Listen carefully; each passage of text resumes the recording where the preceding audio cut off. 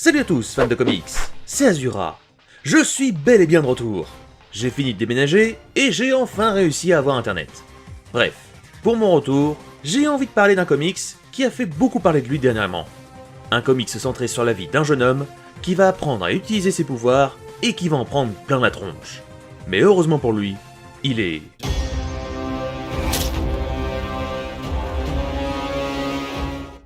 Invincible, c'est une série de 144 comics publiés par Image Comics. Le numéro 1 étant sorti en janvier 2003 et le dernier numéro en février 2018. Une série de comics inventée et créée par Robert Kirkman et par Cory Walker, qui se feront aussi souvent aider par Ryan Ottley. Robert Kirkman, qui aura aussi inventé deux autres univers bien connus, qui sont The Walking Dead, mais aussi Marvel Zombies. Des univers avec celui d'Invincible, bien sanglant et bien gore. En juin 2018, Amazon Studios annoncera une adaptation du comics qui sortira presque 2 ans plus tard, le 26 mars 2021. 8 épisodes verront finalement le jour, et Amazon Studios a déjà prévu, suite au succès de celle-ci, 2 nouvelles saisons. La saison 2 devrait sortir durant l'année 2022, et la saison 3 en fin d'année 2023. L'univers d'Invincible n'ayant pas encore de jeux vidéo, on va passer rapidement sur le fait qu'il existe quelques figurines pour les collectionneurs, même si elles sont pas nombreuses. Pour celles et ceux qui n'auraient pas lu ou vu la série, je vais vous faire un rapide résumé du synopsis sans spoiler. L'histoire commence sur un jeune homme nommé Mark Grayson. Je précise tout de suite qu'il y a de nombreuses similitudes et clins d'œil à l'univers de DC Comics. J'en parlerai plus en détail juste après. Le comics nous dévoile que Mark rêve de devenir un super-héros. Son père étant lui aussi un super-héros, connu sous le nom d'Omni-Man. Mark va soudain se rendre compte que lui aussi il a des pouvoirs, et va commencer à jouer les justiciers masqués. Son père l'emmènera voir Art Rosenbaum, le designer et créateur de tous les costumes de super-héros. Le comics nous dévoilera par la suite les origines du père de Mark, Nolan Grayson, qui lui dira qu'il est un extraterrestre qui vient de la planète Viltrum. Une planète très lointaine, composée uniquement de super-héros extrêmement puissants.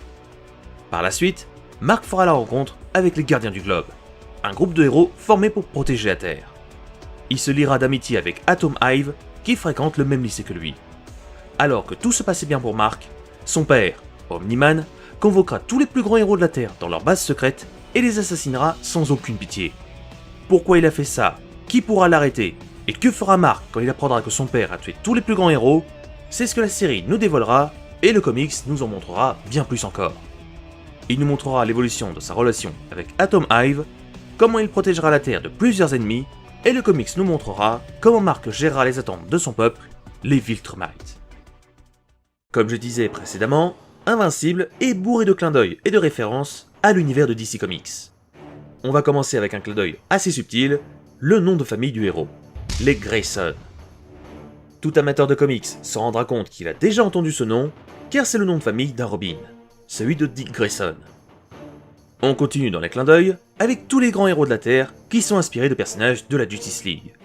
Darkwing avec Batman, Red Rush avec Flash, War Woman avec Wonder Woman, Aquarus pour Aquaman, Martiaman pour Martian Manhunter, et bien sûr, le père de Mark, Omni-Man pour Superman. D'ailleurs, sur certains croquis, Omni-Man portait un S et se faisait appeler Supraman. Mais c'était un petit peu trop copié-collé, donc ils l'ont changé pour le design que l'on connaît aujourd'hui. En beaucoup plus subtil, Black Samson, qui est quelqu'un de très riche, a un majordome qui est très similaire à Alfred Pennyworth, le majordome de Bruce Wayne. Même s'il n'y a pas de clin d'œil à l'univers de Marvel, son créateur a décidé de leur rendre hommage en faisant apparaître Invincible aux côtés de Spider-Man. Oui, dans un comics Marvel appelé Marvel Team Up Volume 3, numéro 14, Invincible donnera un coup de main à Spider-Man à affronter le Dr Otto Octavius. Après l'avoir vaincu, Spider-Man emmènera Invincible rencontrer les Avengers pour essayer de l'aider à rentrer dans sa dimension. Spider-Man et Mark affronteront une nouvelle fois le Dr Octopus, et finalement, un portail se réouvrira, laissant Invincible rentrer dans sa dimension. Pour moi, le comics ou la série Invincible sont vraiment sympas à regarder ou à lire. L'histoire casse des codes très classiques, comme le fameux super-héros qui va grandir sans ses parents. Pour le coup, c'est tout l'inverse. Mark a bel et bien ses parents, et même son père est l'un des plus grands héros de la Terre, ce qui est vraiment très rare dans la création d'un personnage. Si je devais lui donner un tout petit mauvais point, je dirais que c'est parfois un peu trop gore très rapidement.